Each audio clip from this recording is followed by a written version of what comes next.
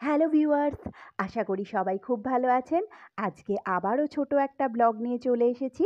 আপনারা দেখছেন daily life inspiration. আগের ব্লগে আপনারা দেখেছিলেন আমরা এসেছি বাগবাজার ঘাটে, আর পাশ দিয়েই দেখতে পাচ্ছেন ট্রেন যাচ্ছে, পাশেই রয়েছে বাগবাজার রেলওয়ে স্টেশন। সন্ধেবেলা এখানে ঘাটের পাশে অনেকেই বসেন, তবে গরমকালে এই ঘাটের সামনে বসতে খুব ভালো লাগে।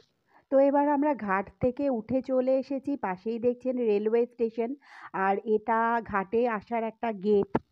এখন কিন্তু ওই 6:30 মতো বাজে, কিন্তু দেখে মনে হচ্ছে কত রাত হয়ে গেছে।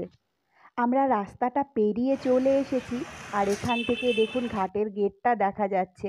আর একটু হেঁটে তারপর পৌঁছে গেছি অটো স্ট্যান্ডে, অটোতে উঠেও পড়েছি।